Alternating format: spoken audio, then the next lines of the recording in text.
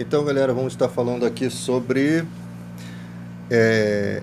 Jesus é Deus, Jesus é o Deus Pai, Jesus é o Deus Filho, quem é Jesus, quem é o Espírito Santo.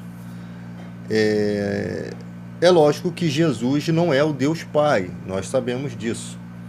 E algumas pessoas têm uma dificuldade muito grande em entender que Jesus também é Deus, sendo que ele não é o que está acima de todos, né?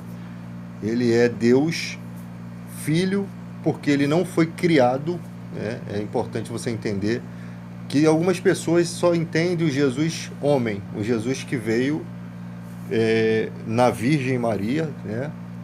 E teve que encarnar como ser humano para sofrer os nossos pecados. Mas algumas pessoas eu até admiro de a igreja não ter ensinado essas pessoas que Jesus existia antes de tudo isso, né? Lá em Isaías 9:6 diz assim: porque um menino nos nasceu, um filho se nos deu, e o principado está sobre os seus ombros, e o seu nome será Maravilhoso Conselheiro, Deus Forte, Pai da Eternidade, Príncipe da Paz. Ele é o Pai, ele é o primogênito dos mortos, daquele que ressuscita, ele é o Pai da eternidade. Ele trouxe a paternidade à eternidade humana, tá? E ali você tem algumas observações. João, no capítulo 1, versículo 1 ao 4, diz: ele estava no princípio com Deus. Tudo foi feito por ele, e nada do que tem sido feito foi feito sem ele. Nele estava a vida, e a vida era a luz dos homens. No princípio era o verbo, né? A palavra. No princípio era o verbo, e o verbo estava com Deus, e o verbo era Deus, e o verbo se fez carne. Você entende algum verbo da Bíblia que se fez carne? Se essa referência não é a Jesus? Por várias e várias vezes, né, nós temos ali pessoas que adoraram Jesus, e ele sendo filho unigênito, se ele não fosse digno de adoração, se ele não fosse filho de Deus e também Deus, que não tivesse lá no princípio, ele não aceitaria ser adorado, não poderia isso. O próprio Tomé o adorou, né, quando ele mandou que mostrasse as feridas, que tocasse nas feridas, e o Tomé se prostra: Deus meu, né? Então lá em Mateus 28:9, né, Jesus perdoa pecados, ou seja, ele não tem pecados, né?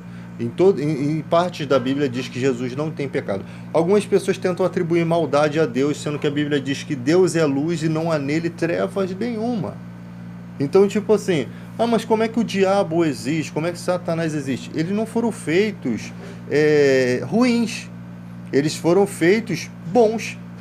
Mas foi determinado que eles tinham alguma coisa para que eles pudessem obedecer a Deus. Eles não podiam fazer o que quisessem, né? Simplesmente existem limitações, assim como Deus colocou ali no jardim do Éden um fruto, né, que não podia ser comido, e foi alertado que se comesse como se fosse um veneno, essas pessoas morreriam. Assim, o homem também recebe, é feito eterno ali, né? É feito, não se tinha ali prazo de vida, de validade, e ali é colocado algo para que o homem pudesse obedecer. Não era algo difícil de se obedecer. Pô, se você tem um jardim magnífico e Deus só estabelece um critério sobre uma coisa, não seria tão difícil seguir a Deus, porque nós seguimos a Deus aqui da forma que a gente consegue, numa vida tão difícil, com tantos sofrimentos. Será que seria pedir demais não tocar naquela porcaria daquele fruto? Tá? Sabendo que aquilo ali era possivelmente um veneno da vida, né? O veneno da vida espiritual, um veneno que ia matá-lo.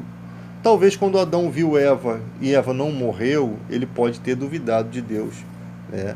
e acreditado no conto que a serpente disse a Eva e Eva transmitiu a Adão. Talvez por amor, Adão viu que ela estava perdida e quis também se perder junto, né? É o que um homem faria, principalmente daquele homem cuja mulher veio de sua costela, né? Nós não sabemos o critério, mas nós sabemos que houve o pecado, tá? Jesus afirmou ser o eu sou, né? Isso é muito importante porque ele sempre foi acusado de blasfêmia e tentaram matá-lo, porque ninguém falava aquele nome. Perguntaram a Jesus: você não tem nem 40 anos e viu Abraão antes de Abraão existir? Eu sou. João capítulo 8, versículo 28, João capítulo 8, versículos 58 a 59. E lá em Êxodo 3, versículo 13 ao 14, Deus se revela como eu sou, né? Ele se revela antes para determinadas pessoas e depois para Moisés.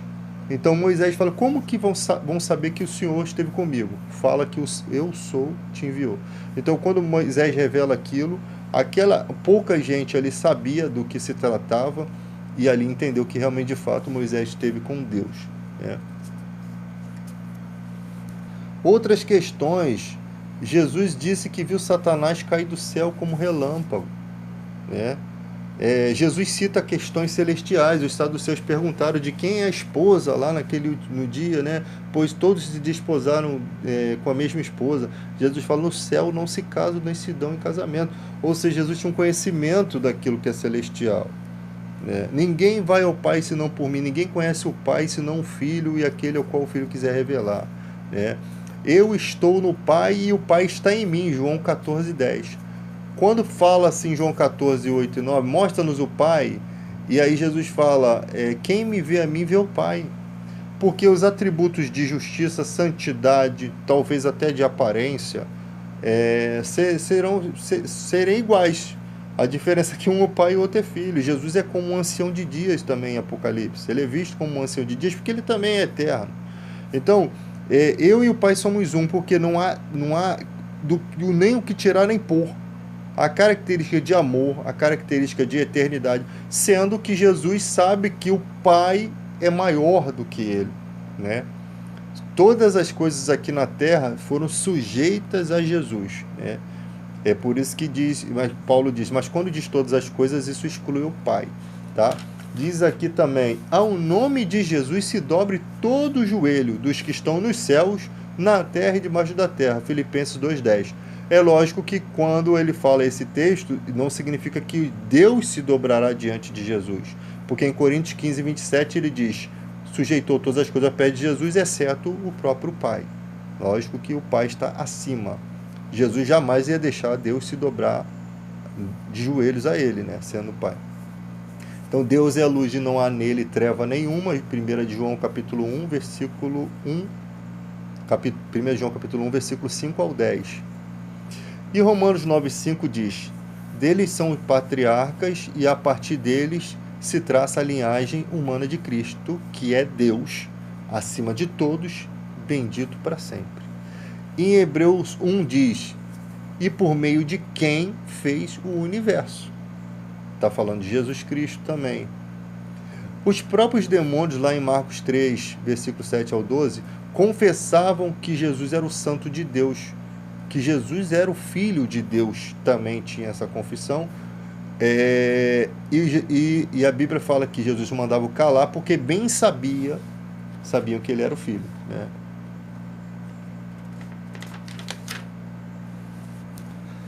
E Jesus fala para os fariseus: quem pensais vós de Cristo? De quem é filho? De Davi? Mateus capítulo 22, versículo 42 ao 44. Como então que Davi, pelo Espírito Santo, lhe chama Senhor? Disse o Senhor a meu Senhor: assenta-te à minha direita, até que eu coloque os seus inimigos por debaixo de seus pés, tá? Então você percebe que Jesus é Senhor, né? E ele disse o Senhor ao meu Senhor. Então Jesus está vendo dois senhores ali. Davi está vendo dois senhores. Disse o Senhor ao meu Senhor. Ou seja, Jesus estava lá quando Davi teve essa expressão aqui. Em Romanos 9,5 lá fala que Jesus é Deus. Em Apocalipse eu sou o alfa e o ômega, o princípio e o fim. Então vamos nas declarações da primeira carta de Paulo aos Coríntios, capítulo 8, versículo 6. Para nós, porém, há um único Deus, o Pai, de quem vêm todas as coisas e para quem vivemos, e um só Senhor, Jesus Cristo, por meio de quem vieram todas as coisas e por meio de quem vivemos. Né? Então há um só Deus, e Jesus Senhor, seu Filho Senhor, né?